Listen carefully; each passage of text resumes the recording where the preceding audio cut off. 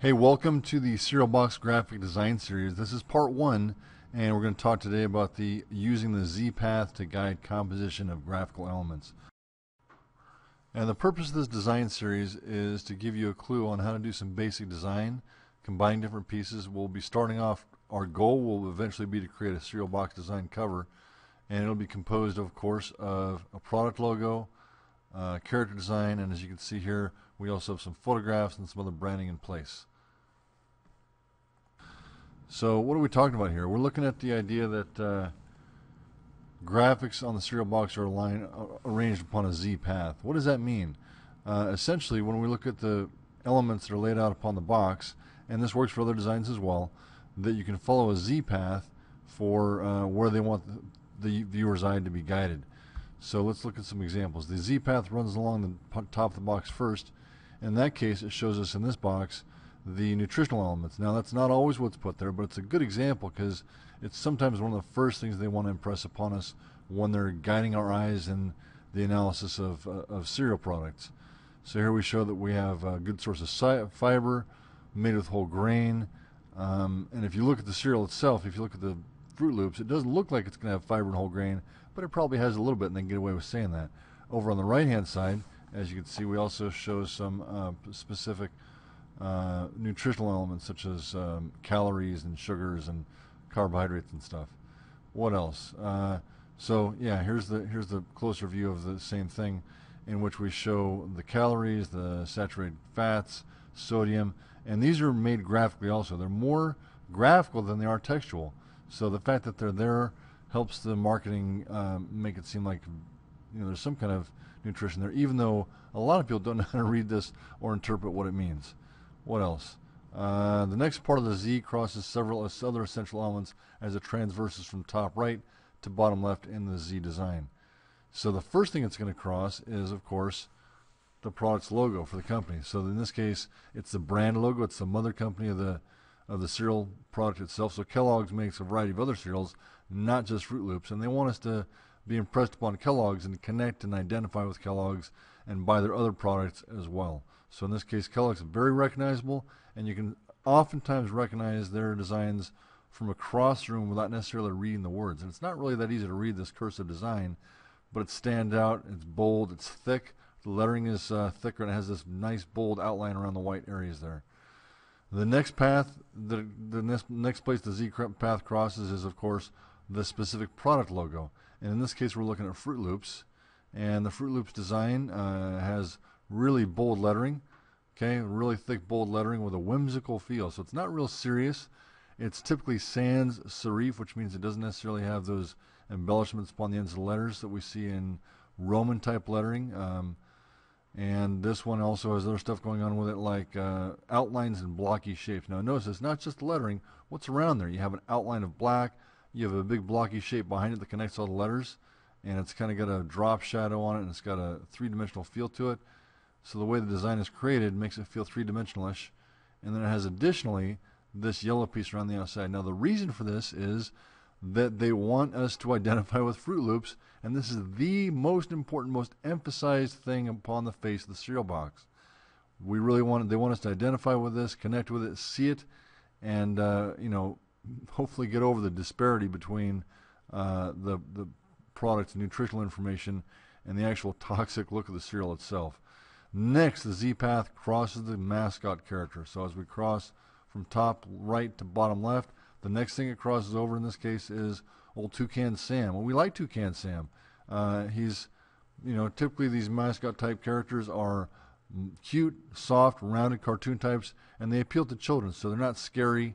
They're not necessarily adult type designs where there's an adult character or a more cartoon comic book type guy. This is more like a stuffed animal that you might win at Great America or something like that. What else? Here's some other examples of some other soft, cute, cartoony types. Notice they're diminuted. These guys are actually kind of elves, okay? Snap, crackle, and pop. And they're short. They're like 2.5 heads tall, maybe 3 heads tall at the most. And they're cute. They're childlike, and they appeal to lots of characters, and they feel safe and warm and cuddly. Here's a few other ones. We have the leprechaun from Lucky Charms, the rabbit from Tricks, There's Toucan Sam again. We got Tony the Tiger. Now, Tony is a bit of an exception. He's more bold and large and masculine because we want to get the feel that his cornflakes, the frosted cornflakes, will make you big and bold like him. And then finally, Count Chocula. Now, he's, we typically think of vampires, which he is, as a more sinister character. But in this case, he's got a cute design to him that makes him feel like, I would eat his cereal. I probably will not turn into a vampire.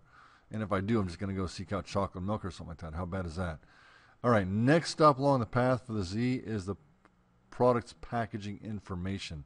So specifically in this case, we're looking at the net total weight of the contents in both empirical, which is our ounces, and in metric, which is in grams. So as you see along here, some cereals might make it stand out a little bit more.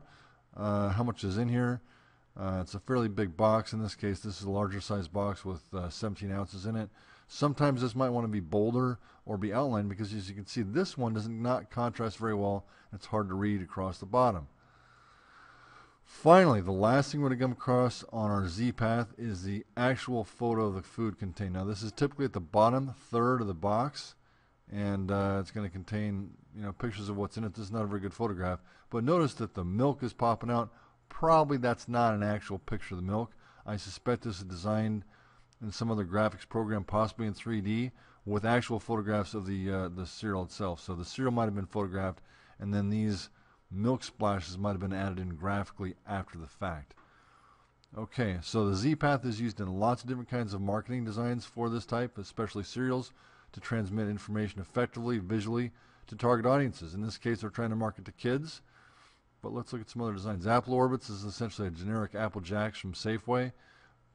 Travels the information along the same path. In this case, they put the nutrition information across the bottom with more store branding across the top. All right. Here we have Cocoa Puffs, and again we have some of this nutrition information across the top. The same layout on here. I would have put the Cocoa Puffs Crazy Bird, the Cuckoo, over here, more to the left, or arrange them, because here it's competing for information as we go through here. What do I know? I'm not the guy that gets paid thousands of dollars to design this stuff, but it seems to me that those two elements being horizontally aligned are competing for information. And in this case, we don't see so much of the cereal, but the cereal is big across the bottom, and we have more whole grain than any other ingredient across the middle third. So that's important, because even though it looks like it's probably not that nutritious, it's got more whole grain than any other ingredient. So if you really investigate that, it's Frosted Corn Puffs, and we'll talk more about corn some other time. The Z path in this one, we're looking at the Captain Crunch Berries. Oh, that's good stuff.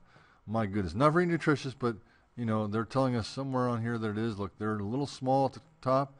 We have nutrition information. We have Captain Crunch. What's lacking on this one is the actual company brand. So this one is on the side of the box, but this is made by Quaker, so it goes Z. And down across, we got the product logo, the character, and then at the bottom left, in this case, we put the food picture at the bottom left. So somewhere across the bottom, we generally have that. And this works with him because, it leads us into his, if we follow his path, once we get done, at the end of the Z, it leads us into his arm, back into his trusting, wonderful, kind face, and it sort of leads us back up the top. So it actually moves us in sort of a figure eight, moving up and across and through. Doesn't work just on cereals. They use it on movie posters, magazines, advertising of all kinds. In this case, we have some names across the top that are hidden by my graphics here.